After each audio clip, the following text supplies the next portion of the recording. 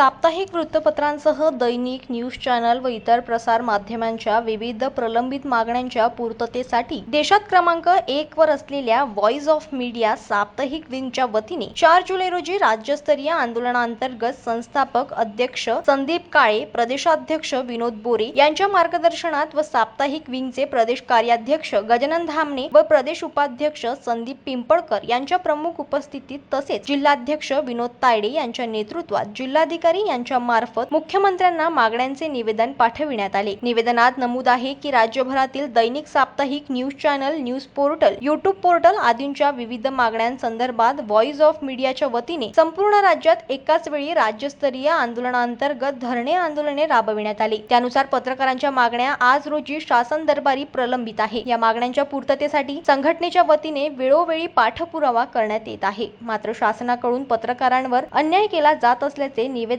नमूद करण्यात आले आहे। पत्रकारांच्या मागण्यांमध्ये आगामी विधानसभा निवडणुकीमध्ये दैनिकाप्रमाणे साप्ताहिकांनाही जाहिरातीचे वितरण व्हावे, साप्ताहिक वृत्तपत्रांची द्विवार्षिक पडताळणी 5 वर्षात करावी, साप्ताहिक वृत्तपत्रांच्या जाहिरातीची दरवाढ करावी, अधिस्वीकृत धारक पत्रकारांना एसटी महामंडळात परिवारसह सवलत देण्यात यावी, रेल्वे प्रवासासाठी अधिस्वीकृत धारकांना पुन्हा सवलत सुरू करावी, पत्रकारांसाठी आरोग्य विमा व मोफत मध्ये उपचाराची सवलत देण्यात यावी, RNI कडून नवीन नियमावलीनुसार लादण्यात आलेल्या जाचक अटी रद्द कराव्यात, अधिस्वीकृतच्या जाचक अटी रद्द करण्यात याव्या, सर्व साप्ताहिकांना शासन निर्णयानुसार ग्रामपंचायतीच्या जाहिराती देण्यात याव्या आदी मागण्या नमूद करण्यात आल्या आहेत। यावेळी निवासी उपजिल्हाधिकारी विश्वनाथ घुगे यांनी निवेदन स्वीकारले। निवेदन देताना व्हॉइस ऑफ मीडियाचे पदाधिकारी, सदस्य, वाशिम जिल्ह्यातील तालुका अध्यक्ष इत्यादी पत्रकारांबांधव उपस्थित होते।